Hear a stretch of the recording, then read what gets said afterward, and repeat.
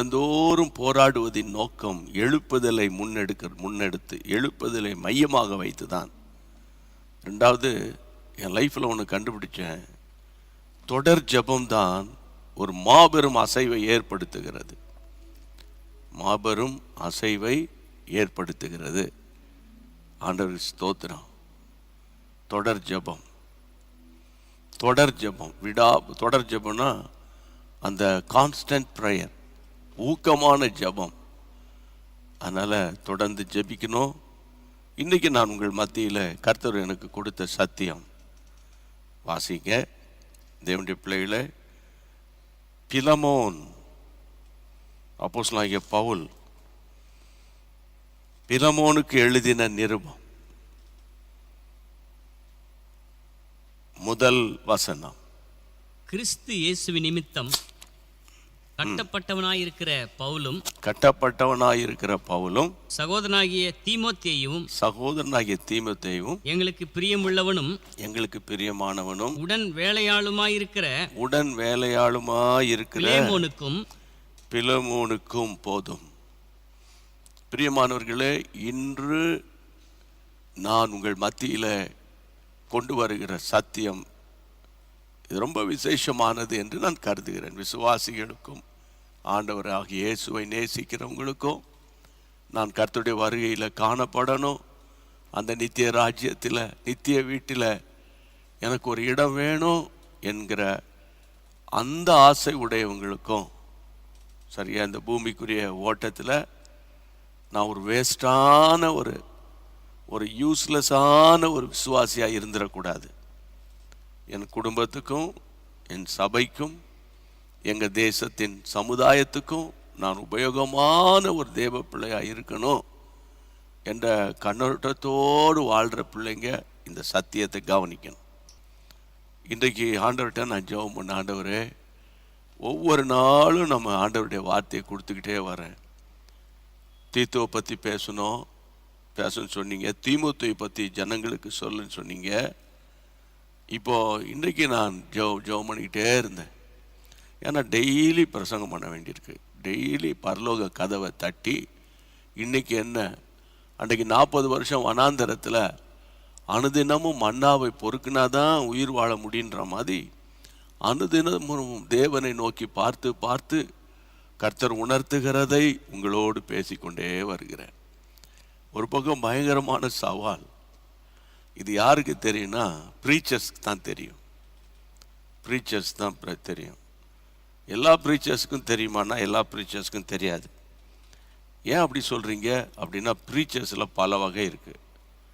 ஆமாம், வேதம் மட்டும்தான் கையில் இருக்கும். சில ஒத்த வாக்கிய புத்தகங்கள் கையில் இருக்கும். அதை வச்சு பிரசங்கங்களை ஆராய்ச்சி பண்ணி போராடி ஜபிக்கிற அந்த காலங்கள்லாம் மாறி இந்த காலங்கள் அதாவது டவுன்லோட் ப்ரீச்சர்ஸ்ன்னு சொல்வேன் நான். யாராவது அப்லோட் பண்ணி வச்சிருக்கிறத சிஸ்டத்தில் ஈஸியாக அப்படி டவுன்லோட் பண்ணி அதை அப்படியே ஐபேடில் கொண்டு வச்சு அதையே அப்படி பிரசங்கம் பண்ணுற டவுன்லோடு பிரசங்கியார்கள் பெருகிட்டு வரக்கூடிய காலம். அது தப்பா அது ரைட்டா அப்படின்னா, அது எங்களுக்கு சொல்லி கொடுத்த பாடம் என்னன்னு கேட்டால், இன்னொரு தேவ மனிதர்கள் கொடுக்கிற வேத வசனத்தை நம்ம பயன்படுத்துவது தவறில்லை. ஆனால் அப்படியே வச்சு அதிலிருந்து நம்ம கற்றுக்கொள்ள வேண்டிய பாடத்தை அதிலிருந்து எனக்கு, உதாரணமாக அன்னைக்கு இருக்கிற லூக்கா, யோவான், மத்தேயு, மார்க்கு, லூக்கா சுவிசேஷம் தான் இன்ன வரைக்கும் போதிக்கப்படுகிறது. ஆனால் அந்த மணி நேரத்துக்குரிய ரேமா வேர்டை அளவிட்டால் அந்த மணி நேரத்துக்குரிய தீர்க்க தரிசன வார்த்தையை கண்டுபிடிச்சு ஜனங்களுக்கு சொல்லும்போது தான் ஜனங்களுடைய கண்கள் திறக்கப்படும். அங்குதான் ஒரு எழுப்புதல் வரும். அப்போ ஒவ்வொரு நாளும் அவரிடத்தில் ஜெபிக்கிற ஜெபம் போராட்டம். சாம் ஜெபத்திரை அண்ணன் பேசும்போது, நாங்கள் பேசும்போது, ஒவ்வொரு நாளும் எனக்கு எக்ஸாம் அப்படிம்பாங்க. அன்றன் உள்ளப்போ புத்தகம் எழுதணும், ஒவ்வொரு நாளும் பரீட்சை. ஆமாம், எனக்கு 3.5 வருஷமாக பரீட்சை ஓயலை. அப்படியே பரீட்சை, தினந்தோறும் பரீட்சை. ஆமாம், கர்த்தருக்கு ஸ்தோத்திரம். பகல் கூட்டத்தில் ஜூம் மீட்டிங்கில் நம்ம உடன் ஊழியர்கள் பரீட்சை எழுதுகிறாங்க. எழுதி உங்களுக்கு போதிக்கிறாங்க, பேசுகிறாங்க, ஜெபம் நடத்துகிறாங்க. ஆண்டவருக்கு ஸ்தோத்திரம். வியாழக்கிழமை நான் ஜூமில் கலந்து கொள்கிறேன். எப்படி பிரயாசப்பட்டாலும் நம்முடைய பிரயாசா விருதாவாகாது. ஆமேன். சரி, பாயிண்ட்டுக்கு வரேன். கர்த்தருடைய பிள்ளைகளை பிலமோனை குறித்த சில சத்தியங்களையும் சாட்சிகளையும் நம்ம வாழ்க்கையில் அபியாசப்படுத்தணுங்கிறது தான் என் உள்ளத்தில் ஆண்டவர் கொடுத்த ஒரு பாரம். அதாவது பைபிள் கேரக்டர்ஸ் அப்படின்னு இருக்காங்க ஓல்டு டெஸ்ட்மெண்ட்டில், நியூ டெஸ்ட்மெண்ட்டில். பரிசுத்தவான்களை நம்ம கவனித்து பார்க்க வேண்டும். அவங்க ஓடின ஓட்டத்தை கவனித்து பார்க்கணும். அவங்க செய்த சாதனைகளை நம்ம விவரிக்கணும். அவங்க கடந்து போன வேதனைகளை நம்ம கர்த்தருடைய பிள்ளைகளை சாதனையாக அதை ஏற்றுக்கொள்ளணும். அப்போ தான் நம்முடைய வாழ்வும் பேசப்படும், நம்முடைய வாழ்க்கையும் பேசப்படும். கர்த்தருக்கு மகிமை உண்டாகட்டும், மகிமை உண்டாகட்டும். அப்போ பிலமோனை குறித்து பவுல் சொல்லுகிறார், கிறிஸ்து இயேசுவின் நிமித்தம் கட்டப்பட்டவன் ஆகிய பவுல். அதாவது ஜெயிலில் இருக்கார், பிரிசனில் இருக்கார். தீமோத்தேயும் அவர் இருக்காங்க. அப்போ பிலமோனுக்கு ஒரு கடிதம் எழுதுகிறார். அந்த கடிதத்தில் என்ன சொல்லுகிறார்? எங்களுக்கு பிரியமுள்ளவனும் உடன் வேலையாளுமாகி இருக்கிற பிலமோன். ஆமென். உடன் வேலையாளுமாய் இருக்கிற மை ஃபெலோ லேபரர். கர்த்தருக்கு ஸ்தோத்திரம். பிலமோன் அப்போஸ்தலனாகிய பவுலுக்கு யார் அப்படின்னா உடன் ஊழியன் அல்லது உடன் வேலையாள், கோவர்க்கர். இணைந்து ஓடுகிற ஒரு தேவ மனிதன், இணைந்து ஓடினவர். சரி, அதுக்கும் நமக்கு என்ன பிரதர், நானும் பிரச்சனையில் போராட்டத்தில் உட்காந்துருக்கிறேன். இன்றைக்கி நேரத்தில் நீங்கள் உட்காரல, காலமெல்லாம் போராட்டம் தான் நமக்கு. ஆமாம், ஏதாயிலும் ஒரு போராட்டம் போயிட்டு வந்துட்டு தான் இருக்கும். அதுதான் லைஃப். நம்ம வாழ்க்கை என்பது ஒரு சக்கரம். அப்படியே சக்கரம் சுழண்டு வரும். சுழண்டு கீழே வரும்போது அப்படியே ஒரு சோர்வு, போராட்டம், பிரச்சனை, வியாதி, துன்பம், கடன் பிரச்சனை, அப்படியே நெருக்கம் அப்படியே வரும். ஸ்தோத்திரம் பண்ணி ஜெபம் பண்ணி ஆமென் அல்லேலூயா கர்த்தருக்கு ஸ்தோத்திரம், ஆண்டவனை விடுதலை ஆக்கி இம்மட்டுமாய் நடத்தி கொண்டு வருகிறான்னு சாட்சி சொல்லுவோம். அப்புறம் திடீர்னு ஒரு போராட்டம் வரும், திரும்ப வரும். இதுதான் வாழ்க்கை என்ற சக்கரம். இந்த சக்கரம் சுழலணும், அதான் முக்கியம். சக்கரம் சுழண்டா தான் போய் சேர வேண்டிய இடத்துக்கு போய் சேர முடியும். சரியா?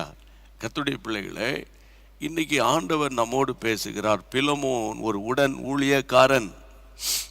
ஊழியக்காரங்களுக்கு சொன்னால் பரவாயில்ல, பாஸ்டர்ஸ் எங்கள் பாஸ்டருக்கு போதிங்க அப்படின்னு. அதில் அந்த காலம் பைபிளில் அடிக்கடி நான் சொல்லிக்கிட்டே இருப்பேன் எப்போவுமே.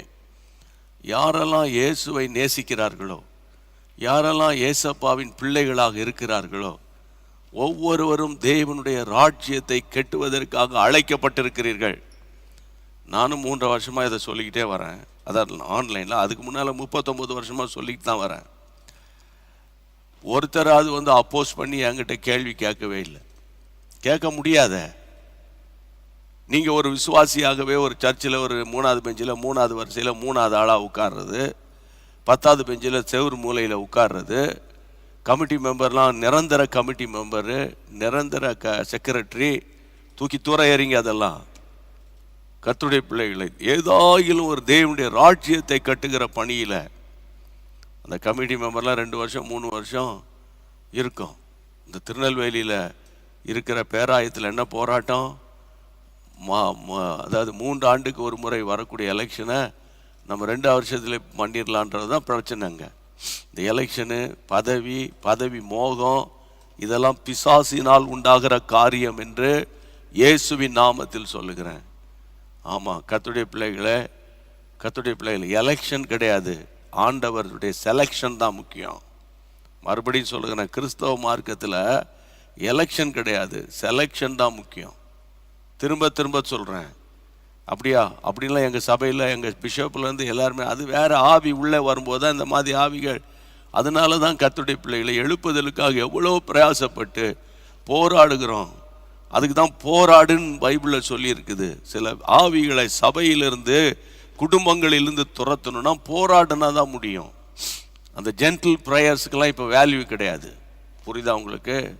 கர்த்தருடைய பிள்ளைகளே, இப்போ பழைய ஏற்பாட்டில் எடுத்து பாருங்கள். லேவியர் ஆகமம் 25ஆம் அதிகாரம் 42ஆம் வசனம். லேவியர் ஆகமம், நீங்கள் திருப்புங்க பைபிளை.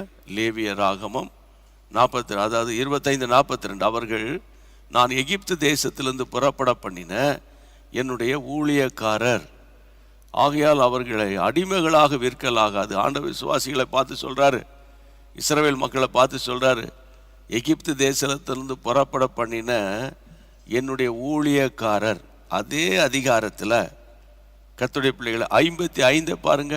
55. என் ஊழியக்காரர், இஸ்ரவேல் புத்திரர் என் ஊழியக்காரர், அவர்கள் நான் எகிப்து தேசத்திலிருந்து புறப்பட பண்ணின என் ஊழியக்காரரே. அவர்கள் நான் எகிப்து தேசத்திலிருந்து புறப்பட பண்ணின என் ஊழியக்காரரே. ஆண்டவர் பேசுறார் இஸ்ரவேல் ஜனங்களை, கர்த்தருடைய பிள்ளைகளை. இனி அவர்கள் அடிமைகள் அல்ல. பார்வோனின் அடிமைத்தன வீட்டிலிருந்து நான் வெளியே கொண்டு வந்துட்டேன். செங்கலை சுமந்துக்கிட்டு கஷ்டப்பட்ட அடிமைத்தனம், அவங்க கூக்குறதெல்லாம் கேட்டு என் ஜனங்களை நான் விடுதலை ஆக்கியிருக்கிறேன். அவர்களுக்குள்ள இப்பொழுது பார்வோன் ஆவியோ அல்லது இஜிப்சியன் ஸ்பிரிட், எகிப்தின் ஆவியோ கிரியை செய்ய முடியாது.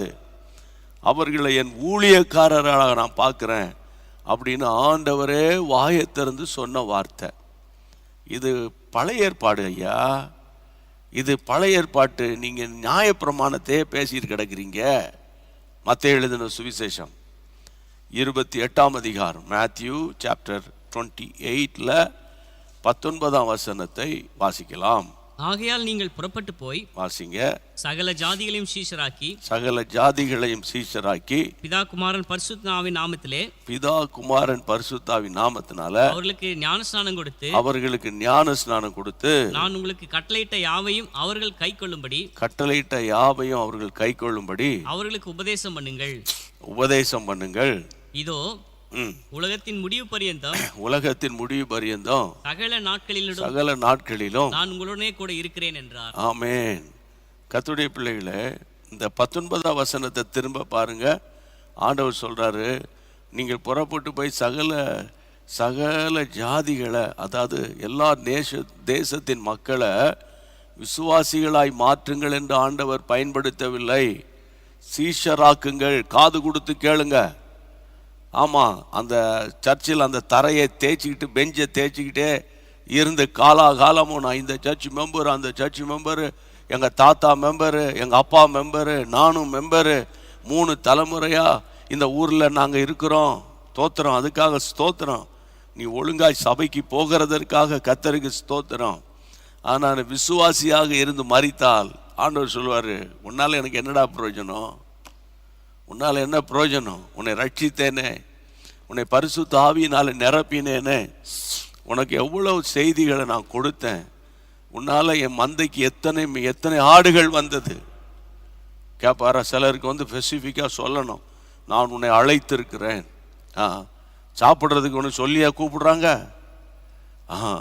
உங்கள் வீட்டில் ஒய்ஃப் சாப்பிட வரீங்களா அப்படின்னு சொல்லிக்கிட்டா இருக்காங்க.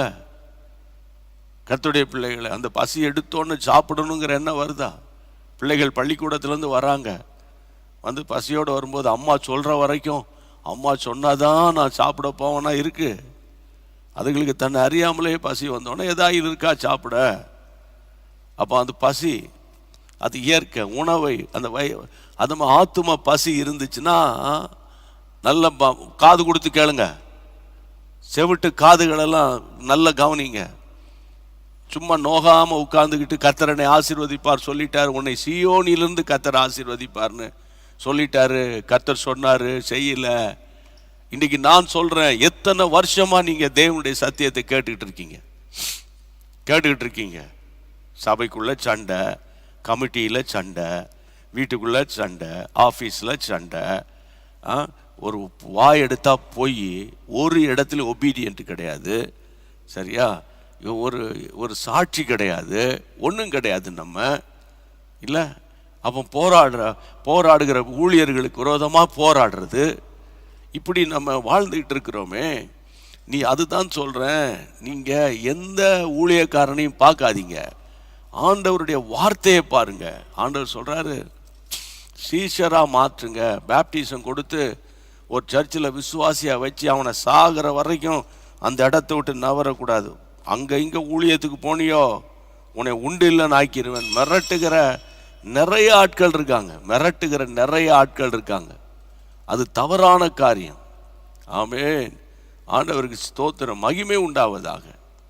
சில ஞானமுள்ள தேவ மனிதர்கள், நீங்கள் நல்லா போய் ஊழியம் செய்யுங்க, உங்களுக்கு கொடுக்கப்பட்ட அபிஷேகத்தை பயன்படுத்துங்க, ஞாயிற்றுக்கிழமை ஆராதனையில் நீங்கள் ஜாயின் பண்ணிக்கோங்க அப்படின்னு என்கரேஜ் பண்ணுகிற நல்ல ஒரு ப்ராட் மைண்டட் லீடர்ஸ் இன்னும் நம்ம சென்னை சிட்டியில் இருக்கிறாங்க, எல்லா சிட்டியிலும் இருக்கிறாங்க தான், இருக்கவும் செய்கிறாங்க. நான் பேசுகிறது யாருக்குன்னு தெரியும். அப்போ இன்றைக்கு நான் கர்த்தருடைய நாமத்தில் சொல்கிறேன், பழைய ஏற்பாட்டின்படி இஸ்ரவேலர் மக்கள் என்னுடைய ஊழியக்காரர். நியூ டெஸ்ட்மெண்டின் படி 28:19 இயேசுவினுடைய கிரேட் கமிஷனே, நீ போய் சீஷராக்கு, விசுவாசியாக மாற்றி விட்டுறாத, அவனை தண்ணி தெளித்து விட்டுறாத, தண்ணியில் முக்கி விட்டு எடுத்து விட்டுறாத, அவனை லீடர்ஷிப் சீஷத்துவ பயிற்சிக்குள்ள டிசைபிள்ஷிப்புக்குள்ளே வர வரைக்கும் நீ அந்த ஆத்துமாவை ஃபாலோ பண்ணணும். ஆமென். டாக்டர் பில்லி கிரஹாம் மினிஸ்ட்ரியினுடைய ஸ்பெஷாலிட்டி என்ன தெரியுமா? அவர் ஆத்துமாக்களுக்காக பிரசங்கிப்பார். நல்ல கண்ணீரோடு பிரசங்கம் பண்ணி முடித்த உடனே டாக்டர் பில்லி கிரஹாமுடைய ஊழியத்தில் ஆயிரமான மக்கள் மேடையை நோக்கி வருவார்கள். ஆண்டவரே, என் ஆவி ஆத்துமா சரீரத்தை நான் ஒப்பு கொடுத்துட்றேன்ப்பா, அல்லா இயேசுவே என்னை மன்னியும், லார்ட் சேவ் மீ, ஹல்லேலூயா அப்படின்னு ஒப்பு கொடுத்து ஜெபம் பண்ணுவாங்க. ஜெபிச்ச உடனே ஓகே, கர்த்தர் உங்களை ஆசீர்வதிச்சிட்டார், போங்க, கார் கிடைக்கும், பங்களா கிடைக்கும், வேலை கிடைக்கும், கல்யாணம் ஆகும், பிள்ளை பிறக்கும் அப்படின்னு வார்த்தையை சொல்லி அனுப்ப மாட்டார். அவர் என்ன பண்ணுவார், மற்ற கூட்டத்தில் வந்தவங்களாம் அனுப்பிடுவாங்க. இந்த ஆல்டர் கால் கொடுத்து மேடைக்கு பக்கத்தில் வந்தவர்களோடு குறைஞ்சது 1/2 மணி நேரம் ஸ்பெண்ட் பண்ணுவார். இயேசுவை ஏற்றுக்கொண்டாயே, இனி உன் வாழ்க்கை எப்படி இருக்கணும், இனி நீ செய்ய வேண்டியது என்ன, நீ எப்படி உன்னுடைய ஆத்துமாவை காத்துக்கொள்ளணும், எப்படி கர்த்தருடைய வருகைக்கு ஆயத்தப்படணும். பாரத்தோடு தேவ மனிதர் அந்த மக்களோடு கூட பேசுகிற வீடியோ பிக்சரை அடிக்கடி நான் பார்த்துருக்கிறேன்.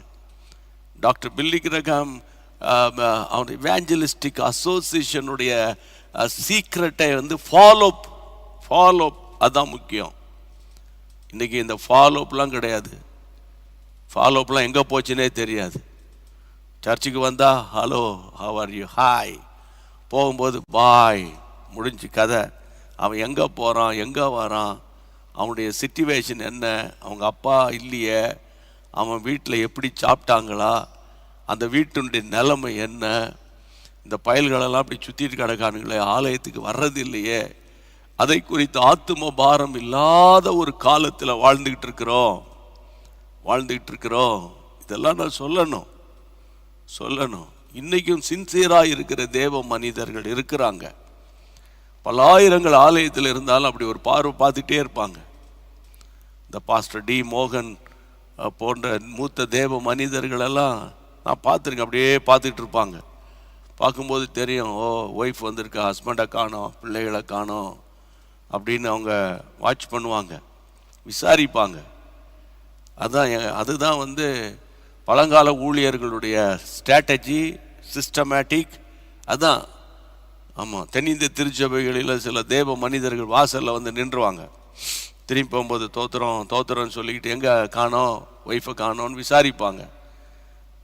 சிலருக்கு ஒன்றுமே தெரியாது, நான் ரொம்ப பிஸியாகிட்டான் பாருங்கள். இன்றைக்கி கர்த்தருடைய நாமத்தினால சொல்கிற ஒவ்வொரு விசுவாசிகளையும் என் ஆண்டவர் உடன் ஊழியர்களாக மாற்ற விரும்புகிறார். கையை வைத்து ஆண்டவரை தோத்திரம் பண்ணுங்க. 2வது எவிடன்ஸ் கொடுக்குறேன். வெளிப்படுத்தல் 1ஆம் அதிகாரம் 6ஆம் வசனம் என்ன சொல்லுகிறது? ரெவலேஷன் சாப்டர் 1 verse 6ல நம்மிடத்தில் அன்பு கூர்ந்து நமது இரத்தத்தினாலே நம்முடைய பாவங்களற நம்மை கழுவி நம்முடைய பிதாவாகிய தேவனுக்கு முன்பாக நம்மை ராஜாக்களும் ஆசாரியர்களும் ஆக்கின அவருக்கு மகிமையும் வல்லமையும் என்றென்றைக்கும் உண்டாயிருப்பதாக. ஆமா, நிறைய பேரு என்னை கர்த்தர் ராஜாவா வச்சிருக்கிறாரு, நான் ஆபிரகாமின் சந்ததி, நான் ராஜரீக கூட்டம்னு சொல்லுவாங்க.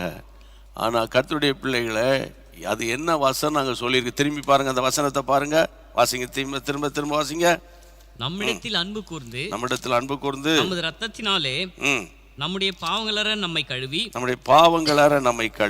தம்முடைய பிதாவாகிய தேவனுக்கு முன்பாக நம்மை ராஜாக்களும் ஆசாரியர்களும் ஆக்கின அவருக்கு மகிமையும் வல்லமையும் என்றைக்கும் உண்டாயிருப்பதாக. இன்னும் பாருங்க, ராஜாக்களா மாற்றி இருக்கிறார். உண்மைதான், நான் ராஜா வீட்டு பிள்ளைன்னு சில பேர் ரொம்ப அப்படியே பாசிட்டிவா பேசணும்னு பேசுவாங்க. உன்னை ஆசாரியனா மாற்றிருக்காரு, அது தெரியாதா உனக்கு?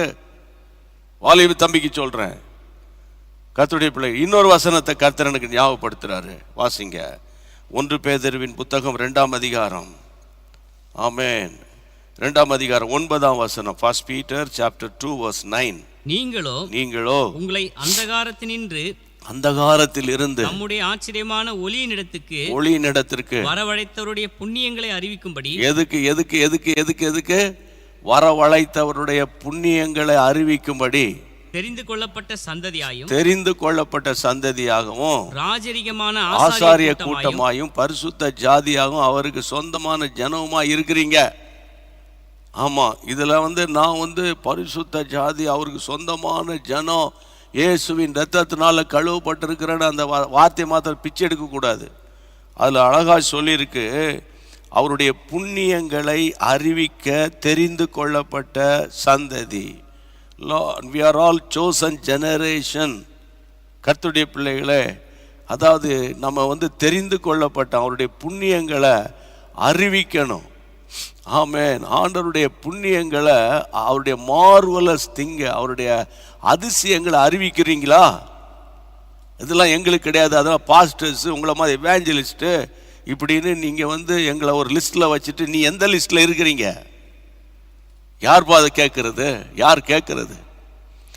இன்னொரு விஷயம், எங்களை மாதிரி ஆட்கள் சொல்லி கொடுத்துருந்தா, சரியான லீடர்ஷிப் இருந்திருந்தா, நிறைய லீடர்ஸை நம்ம உருவாக்கி இருக்கலாம். ஆமென், ஆமென். அரசியல் தலைவர்களை பார்த்து படிக்க வேண்டிய நிறைய விஷயம் இருக்கு. காலங்களில் லீடர்ஸை உருவாக்கும் போது அடுத்தடுத்து சந்ததி எழும்பி வராங்க பாருங்க. அப்போ நம்ம என்ன செய்கிறோம்? கர்த்தருடைய பிள்ளைகளை நம்ம எதுக்காக கர்த்தர் அழைத்தார், எதற்காக ரட்சித்தார்? ஆமென் பாஸ்டர், அல்லேலூயா பாஸ்டர், சூப்பர் பாஸ்டர் அப்படின்னு லைக் போடவா அழைச்சாரு? சூப்பர் சொல்லவா அழைச்சாரு? ரொம்ப நல்லா இருக்கு பாஸ்டர் பிரசங்கம், கீப் இட் அப் சொல்றதுக்கு அழைச்சாரு? ஆமா, இதெல்லாம் நவீன காலத்தில் பிசாசின் வேலை. எதற்காக கர்த்தர் உங்களை அழைத்தார் கேட்டு பாருங்க. நீங்க ஜெபிச்சு பாருங்க, நீங்களே ஜெபம் பண்ணி பாருங்க. ஆண்டவரே, என்னை எதுக்காகப்பா அழைச்சிங்க? ஆமா, 3 வேளை சாப்பிட்டுட்டு வேலைக்கு போயிட்டு கை நிறைய சம்பாரிச்சு சாயந்தரானா ஷாப்பிங் மாலில் போய் சுற்றிக்கிட்டு, ஞாயிற்றுக்கிழமை ஆனால் சர்வீஸில் போய் கொஞ்சம் நேரம் உட்காந்துட்டு வரும்போதே ஒரு 2 கிலோ கறியை வாங்கி வச்சுட்டு கொஞ்சம் எடுத்து பொரிச்சிட்டு கொஞ்சம் குழம்பு ஆக்கிக்கிட்டு கொஞ்சம் ஃப்ரிட்ஜில் வச்சுக்கிட்டு அந்த வாரம் ஃபுல்லாக சுற்றுறதுக்காக வச்சிருக்காரு ஆண்டவர். எதற்காக கர்த்தர் உங்களை அழைத்தார்? எவ்வளவு இன்னைக்கு சபைகள் போராடுகிறது. ஆமென். கிறிஸ்தவ நிறுவனங்கள் போராடுகிறது, கண்ணீர் வடிக்கிறது.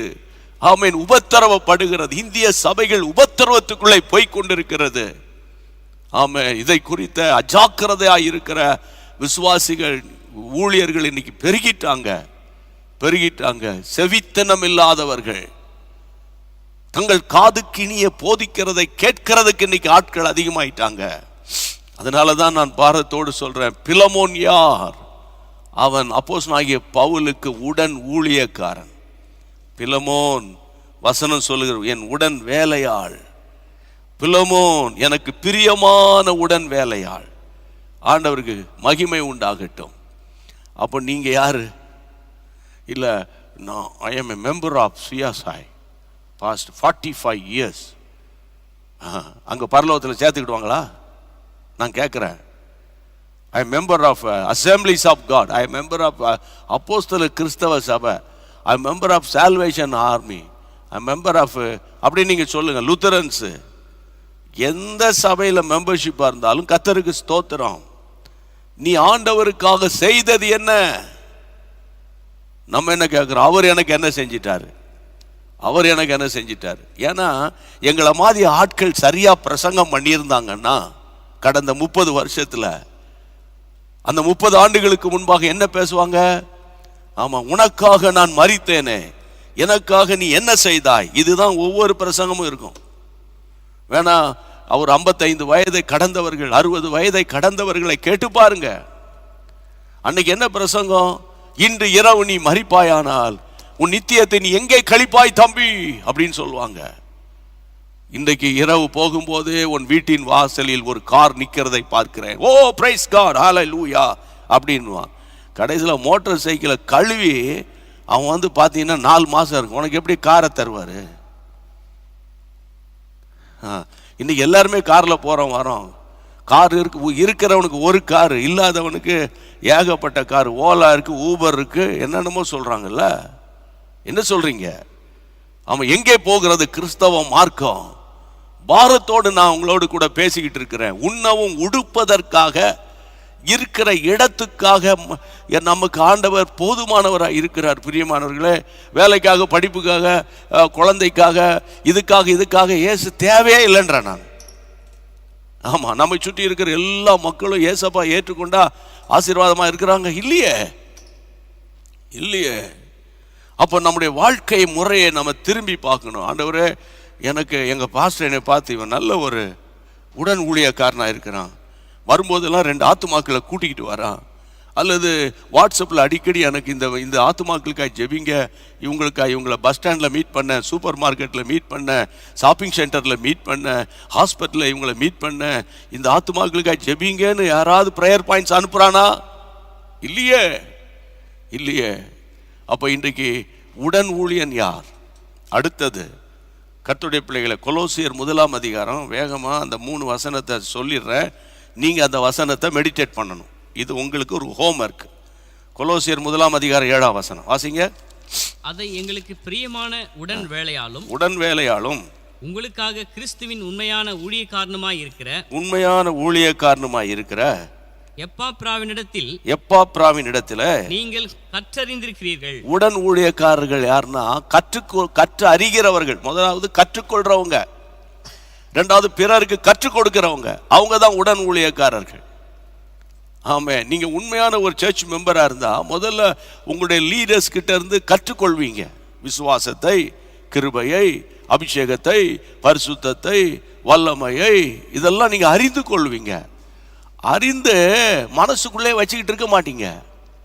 நீங்க மற்றவங்களுக்கு கற்றுக் கொடுக்கணும். அவன் தான் வந்து உடன் ஊழியக்காரன், co worker or co labourer. What about you brother? என் பேரை சொல்லுங்க, பாஸ்டருக்கு தெரியும். Is a senior most believer in our church. அதனால பரலோகத்தில் உனக்கு ஸ்பெஷல் ரூம் கிடைக்குமா? இன்றைக்கு நான் பாரத்தோடு நான் ஜெபிக்கிறேன், உங்களுக்காக பாரத்தோடு சொல்றேன். ஆமென். உடன் ஊழியக்காரர்கள் கற்று அறிகிறவர்களாக இருக்கணும். கற்று அறிகிறவர்களா கற்றுக்கொள்ளணும். அப்படின்னா என்ன அர்த்தம்? கற்றுக்கொள்ளணுங்கிற மனப்பக்குவம் வரணும். ஆமாம், ஒரு முறை டாய்லெட் அடைச்சிக்கிட்டு தண்ணி போகல, சரியா, என்ன போல நாங்களாம் அப்படி பார்த்துட்டு இருக்கும்போது திடீர்னு சுந்தரையா வந்தார், வேஷ்டியை மடித்து கட்டினார், க்ளவுஸ் எல்லாம் கிடையாது, வெறும் கையை அந்த டாய்லெட்டுக்குள்ள கையை விட்டார். அங்கே கிடக்கிற குப்பை அதெல்லாம் தான் அள்ளி எடுத்து வெளியே வீசினார். அப்புறம் பார்த்தா தண்ணி மடன்னு போயிட்டு. அதை அவர் வந்து எங்களுக்கு முன்மாதிரியாக இருந்தார்.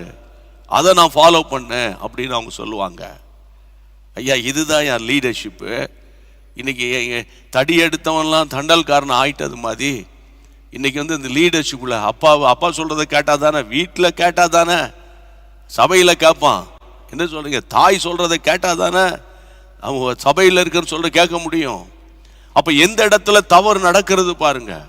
எப்பாப்புரா யாருன்னு கேட்டா வசனம் சொல்லுகிறது, அவன் வந்து கற்றறிந்து அவன் மூலமாக நீங்கள் கற்று அறிந்திருக்கிறீர்கள் என்று அவர் சொல்றாருன்னா, முதல்ல அவனுக்கு கற்றுக் கொடுக்கும் போது அவன் கவனமா கேட்பான்.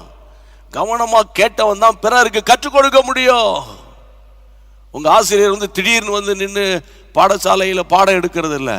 அவர் முதல்ல பிஎட் முடிச்சு, எம்எட் முடிச்சு, அது அப்புறம் அந்த எப்படி டீச் பண்ணணுங்கிறதெல்லாம் நிறைய பரீட்சை எழுதி பாஸ் ஆகி அதுக்கப்புறம் தான் அவர் வந்து ஒரு ஆசிரியர் போஸ்ட்டுக்கு வராரு இல்லையா?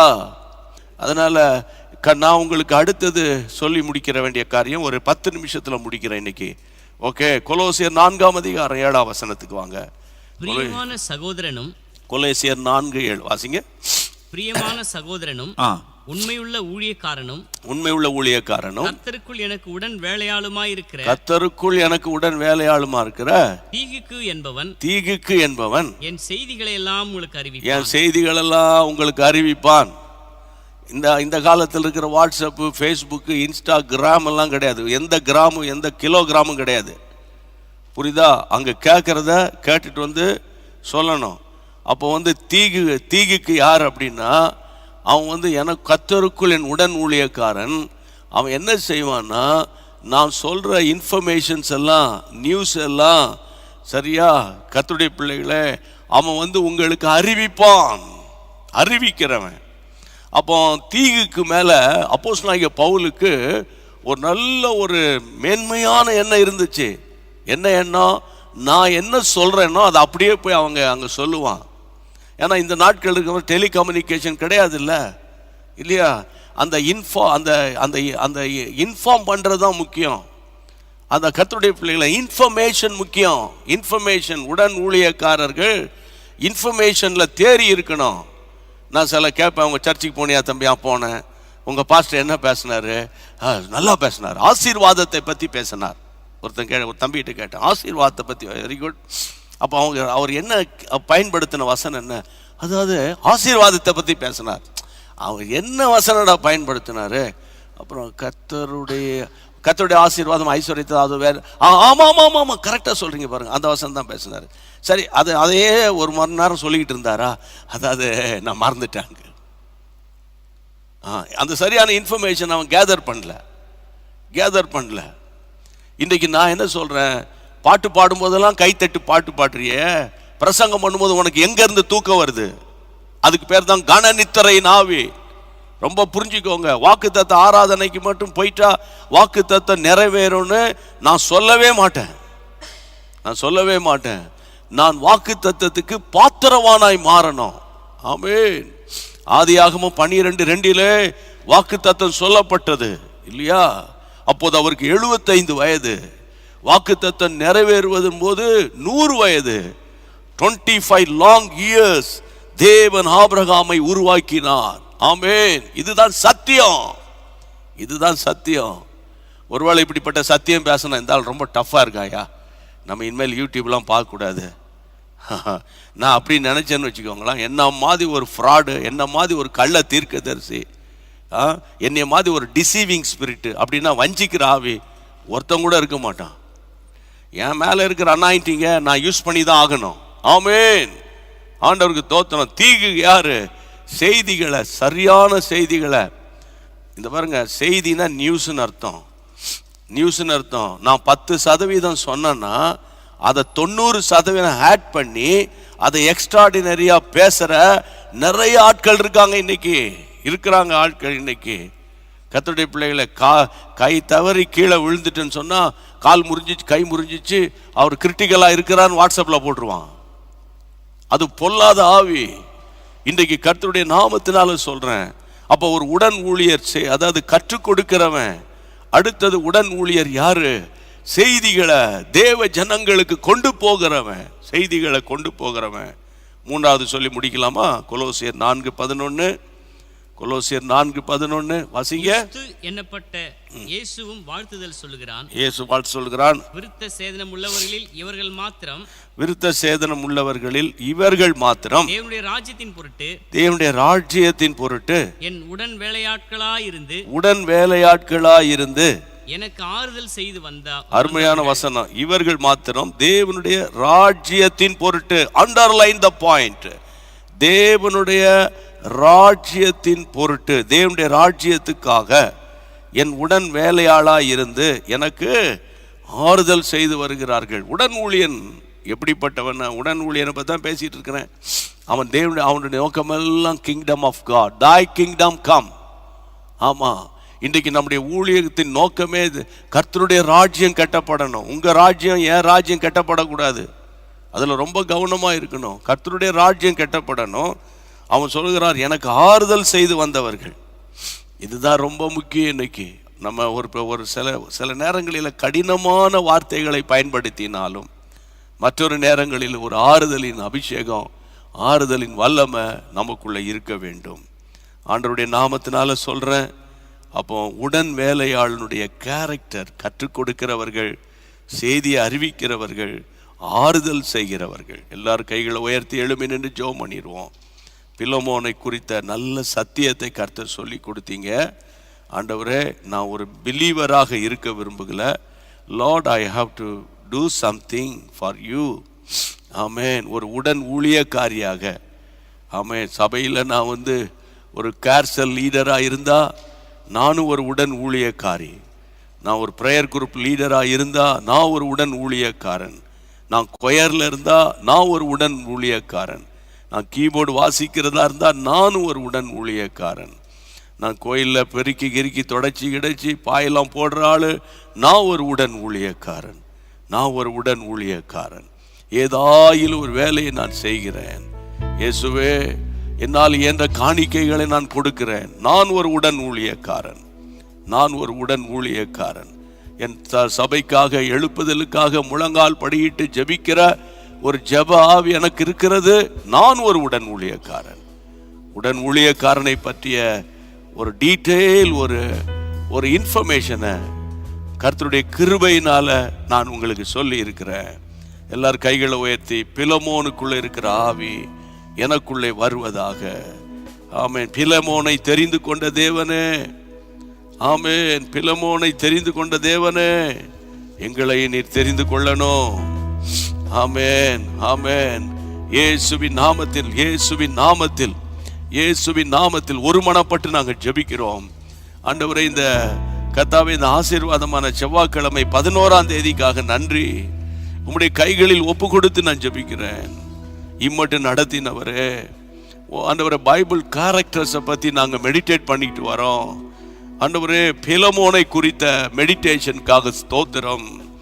பவுலால் அங்கீகரிக்கப்பட்ட ஒரு கோ லேபரர், கோ ஒர்க்கர், எங்களை இந்த பூமியில உம்முடைய ராஜ்யத்துக்கு வேலை செய்கிற வேலையாட்களாக, உம்முடைய தோட்டத்தில் வேலை செய்கிற கூலிக்காரர்களாக எங்களை ஏற்படுத்தி இருக்கீங்கப்பா. அதை நினைத்து உமக்கு நன்றி சொல்லுகிறேன். இயேசுவின் நாமத்தினால இந்த ஜெபத்தில் யாரெல்லாம் இணைந்திருக்கிறார்களோ ஒரு புது பலன் அவர்களை நிரப்பட்டும். அதே நேரத்தில் வியாதிகளும், தருத்தரங்களும், பண கஷ்டங்களும், மன கஷ்டங்களும் இன்றைக்கு இரவு விலகட்டும். ஒரு நிம்மதியை தாரும், ஒரு புது பலனை தாரும். உம்முடைய சமாதானம் உம்முடைய பிள்ளைகள் மேல் இருக்கட்டும்.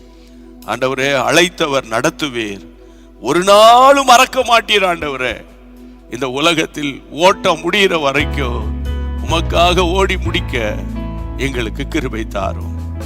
எங்கள் பிள்ளைகள், பிள்ளைகளின் பிள்ளைகள், எங்கள் உடன் ஊழியர்கள், எங்களுடைய 10K prayer warriors, midnight prayer warriors, நெகேமியா prayer warriors, ஆண்டவரே, சாட்டர்டேல இருக்கிற prayer warriors, pray for leaders group, ஆண்டவரே, prayer group leaders, எல்லார் மேலையும் தேவனுடைய பூரண கிருபை இருக்கட்டும். கர்த்தர் நடத்தும். இன்றைக்கு செய்திகளை கேட்ட பிள்ளைகளுக்குள்ள ஒரு ஆத்தும பாரம் வரட்டும், ஆத்தும பாரம் வரட்டும்.